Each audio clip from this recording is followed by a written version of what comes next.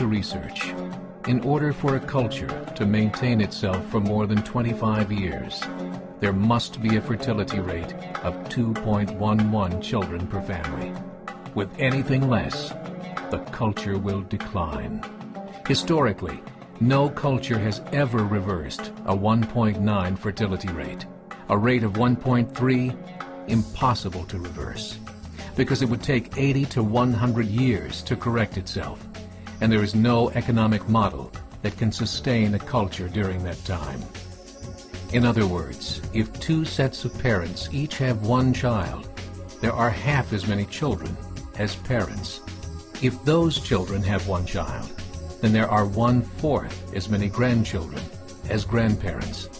If only 1 million babies are born in 2006, it's hard to have 2 million adults enter the workforce in 2026.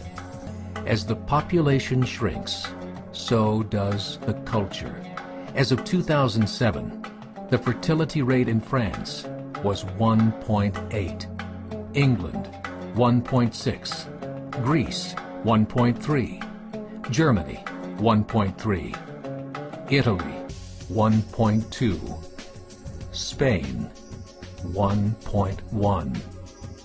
Across the entire European Union of 31 countries, the fertility is a mere 1.38. Historical research tells us these numbers are impossible to reverse. In a matter of years, Europe as we know it will cease to exist. Yet the population of Europe is not declining. Why? Immigration. Islamic immigration. Of all population growth in Europe since 1990, 90% has been Islamic immigration. France, 1.8 children per family. Muslims, 8.1. In southern France, traditionally one of the most populated church regions in the world, there are now more mosques than churches. 30% of children ages 20 and younger are Islamic. In the larger cities such as Nice, Marseille, and Paris, that number has grown to 45%. By 2027, 1 in 5 Frenchmen will be Muslim. In just 39 years, France will be an Islamic republic. In the last 30 years, the Muslim population of Great Britain rose from 82,000 to 2.5 million, a 30-fold increase. There are over 1,000 mosques, many of them former churches. In the Netherlands, 50% of all newborns are Muslim, and in only 15 years, half of the population of the Netherlands will be Muslim. In Russia, there are over 23 million Muslims. That's 1 out of 5 Russians. 40% of the entire Russian army will be Islamic in just a few short years. Currently in Belgium, 25% of the population and 50% of all newborns are Muslim. The government of Belgium has stated 1/3 of all European children will be born to Muslim families by 2025, just 17 years away. The German government, the first to talk about this publicly, recently released a statement saying, "The fall in the German population can no longer be stopped. Its downward spiral is no longer reversible. It will be a Muslim state by the year 2050.